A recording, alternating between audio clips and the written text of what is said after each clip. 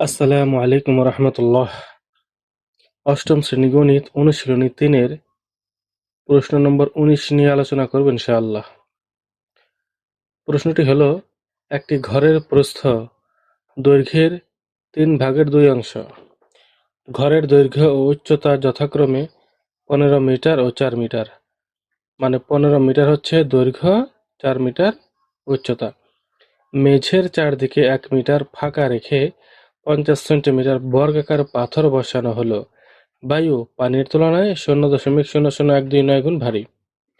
ক নম্বরে বলেছে ঘরের পরিসীমা নির্ণয় করো। ঘরের পরিসীমা, তো ক নম্বর আগে করব। ক নম্বরে বলেছে ঘরের পরিসীমা নির্ণয় করো। খ নম্বরে কতটি পাথরের প্রয়োজন হবে।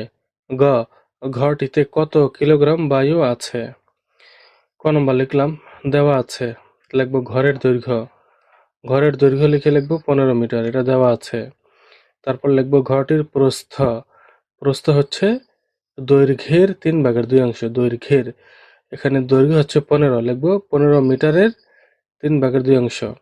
প্রশ্নে বলেছে দৈর্ঘ্যের, আর 15 মিটার হচ্ছে দৈর্ঘ্য, এই জন্য লিখব 15 মিটারের 3/2 অংশ। লেখার পর এখানে একটু কাটাকাটি যাবে। এই 3 আর 15 কেটে দেব। যদি আমি কাটিনি, 15 এখানে একটু কোনাকুনি কেটে দেব, 3ও কেটে দেব। তারপর হবে এই 15-এর উপরে ছোট্ট করে 5 লিখব। মানে 3-এর ঘরের নামতা পড়লে 3 অক্ষে 3 হয়, 3 5 15 হয়। এই দুইটা কাটা গেলে এই 15-এর উপর একটা ছোট্ট 5 হবে।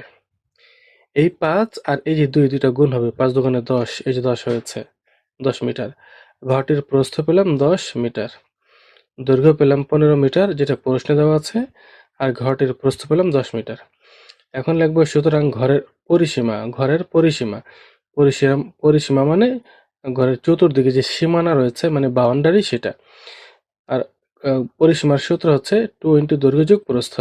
লিখব 2 ইন্টু দৈর্ঘ্য যোগ প্রস্থ লিখে মিটার লিখব। তারপর 2 থাকবে এখানে, দৈর্ঘ্য বরাবর 15, প্রস্থের বরাবর কি লিখব 10 লিখব। লেখার পর এই 2 এখানে থাকবে, এই ব্র্যাকেট মানে হচ্ছে গুণ, গুণ দিব। 15 আর 10 হচ্ছে 25 দিলাম। এবারে দুইটা গুণ দিলে হয় 25 দুগুণে 50, 50 মিটার।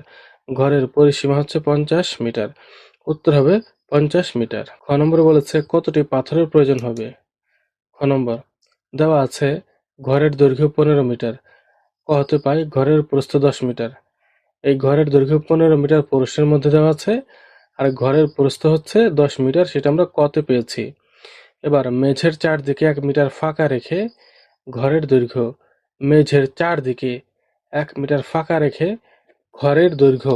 এই যে দেখি, এটা হচ্ছে একটা ঘর, ঘরের মাঝখান মানে মেঝে যে মাঝখানে যেখানে হাঁটাচলা করি, চতুর্দিকে 1 মিটার ফাঁকা রাখা হয়েছে।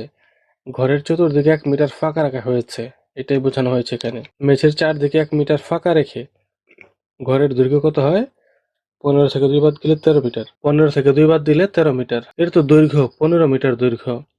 এখন আমি এখান থেকে এই পর্যন্ত 1 মিটার, এটা বাদ যাবে। এই পর্যন্ত 1 মিটার বাদ যাবে, তাহলে কত থাকে। আচ্ছা, এটা যদি 15 হয়, এখান থেকে এই পর্যন্ত 15 হয়, তাহলে এইখান থেকে এই পর্যন্ত 15 হবে। এবারে 15 থেকে এইখানকার যে রাস্তা রয়েছে, ফাঁকা রয়েছে, এই 1 মিটার বাদ, এখানকার এই 1 মিটার বাদ, 1 1 2 বাদ গেল, তাহলে 15 থেকে 2 গেলে 13 হয়। 15 থেকে 2 বাদ গেলে 13 হয়, মানে ঘরের দৈর্ঘ্য হবে এই যে মেঝের চারদিকে 1 মিটার ফাঁকা রাখা হয়েছে সেটা। আর ঘরের দৈর্ঘ্য 15 থেকে 2 বাদ দিলে 13 মিটার হবে। এবং ঘরটির প্রস্থ, প্রস্থের দিকেও কমবে। কেমনে কমবে দেখি। এই যে প্রস্থ হচ্ছে 10 মিটার, এই যেখান থেকে এই পর্যন্ত 10, তাহলে এইখান থেকেও যে এখান থেকেও এই পর্যন্ত হচ্ছে 10, ফাঁকা রয়েছে 1 মিটার ফাঁকা, এখানে 1 মিটার ফাঁকা, তাহলে 10 থেকে 1 মিটার 1 মিটার 2 মিটার ফাঁকা গেলে কত থাকে, 8 থাকে। 10 থেকে 2 গেলে 8 থাকে, 8 মিটার। ঘরটির প্রস্থ হচ্ছে 8 মিটার। এবার ফাঁকা স্থান বাদে ঘরটির ক্ষেত্রফল হবে। ফাঁকা স্থান বাদে ঘরটির ক্ষেত্রফল কত, তাহলে এই যে আমরা পেয়েছি 13 মিটার আর 8 মিটার, এই দুটা গুণ দিব। এটা হচ্ছে দৈর্ঘ্য 13 মিটার, প্রস্থ 8 মিটার। দৈর্ঘ্য 13 মিটার, প্রস্থ 8 মিটার, দুটা গুণ দিলে 104 হয়, 104 বর্গ মিটার। তাহলে ফাঁকা স্থান বাদে ঘরটির ক্ষেত্রফল হবে 104 বর্গ মিটার। এবার লিখবো, আবার লিখবো দেওয়া আছে বর্গাকার পাথরের এক বাহুর দৈর্ঘ্য 50 সেন্টিমিটার। প্রশ্ন দেওয়া আছে 50 সেন্টিমিটার বর্গাকার পাথর বসানো হলো 50 সেন্টিমিটার। তাহলে বর্গাকার পাথরের এক বাহুর দৈর্ঘ্য 50 সেন্টিমিটার। এবারে 50 সেন্টিমিটারকে মিটারে নিয়ে যাব, 100 দিয়ে ভাগ দিতে হবে। 100 দিয়ে ভাগ দিলে মিটার হয়ে যাবে। কত হয়? 0.5 মিটার। এবার এ, বর্গাকার পাথরের এক বাহুর দৈর্ঘ্য পেলাম 0.5 মিটার। তারপর লিখব বর্গাকার পাথরের ক্ষেত্রফল। ক্ষেত্রফল এক বাহুর দৈর্ঘ্য স্কোয়ার, এটা আমরা জানি। বর্গাকার পাথরের ক্ষেত্রফল এক বাহুর দৈর্ঘ্য স্কোয়ার। বর্গাকার যে কোনো কিছুর ক্ষেত্রফল নির্ণয় করার নিয়ম হচ্ছে এক বাহুর দৈর্ঘ্য স্কোয়ার। এবার এখানে এক বাহুর দৈর্ঘ্য লেখার পর এক বাহুর দৈর্ঘ্য কত পেয়েছি? 0.5। 0.5 দিয়ে স্কোয়ার দিলাম। এবার 0.5 স্কোয়ার দিলে কত হয়? 0.25 বর্গমিটার হবে। 0.25 বর্গমিটার। এখানেও ছোট্ট করে বর্গমিটার লিখতে হবে।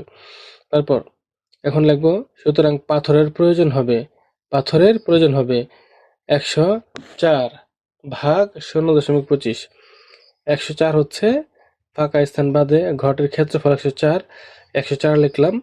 আর 0.25 হচ্ছে বর্গাকার পাথরের ক্ষেত্রফল। এই দুটো ভাগ দিলে হয় 416টি। উত্তর হবে 416টি। কতটি পাথরের প্রয়োজন হবে? উত্তর 416টি পাথরের প্রয়োজন হবে।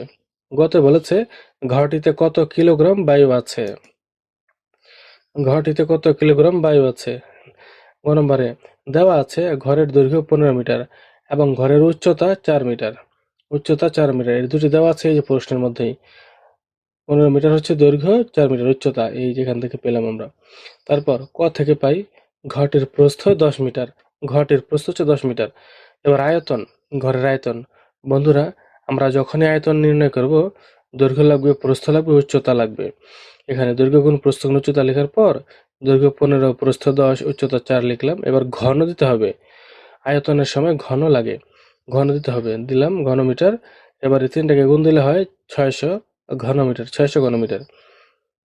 এবার ঘনমিটারকে ঘন সেন্টিমিটারে নেব, তাহলে 10 লক্ষ দিয়ে গুণ দিতে হবে। 600 সাথে 10 লক্ষ গুণ। ঘনমিটারকে ঘন সেন্টিমিটারে নিতে গেলে 10 লক্ষ দিয়ে গুণ দিতে হয়, গুণ দিলাম। এবার দুটা গুণ দিলে কত হয়? 60 কোটি ঘন সেন্টিমিটার। 60 কোটি ঘন সেন্টিমিটার। 1 ঘন সেন্টিমিটার পানির ওজন 1 গ্রাম। 1 ঘন সেন্টিমিটার পানির ওজন 1 গ্রাম। বায়ু পানির তুলনায় 0.0012 গুণ ভারী। সুতরাং 1 ঘন সেন্টিমিটার বায়ুর ওজন হবে 0.0012 গুণ গ্রাম। সুতরাং ঘরটিতে বায়ুর পরিমাণ 60 কোটি গুণ 0.0012 গ্রাম। এবার দুটিকে গুণ দিলে কত হয়? 7,74,000 গ্রাম। এবার 7,74,000 গ্রামকে 1000 দিয়ে ভাগ দিব। ভাগ দিলাম, ভাগ দিলে হবে কিলোগ্রাম। ভাগ দিলে হবে কিলোগ্রাম। এটা ভাগ দিলে হবে 774 কিলোগ্রাম। 774 কিলোগ্রাম। সুতরাং নির্ণেয় ঘরটিতে বায়ুর পরিমাণ 774 কিলোগ্রাম। উত্তর হবে 774 কিলোগ্রাম।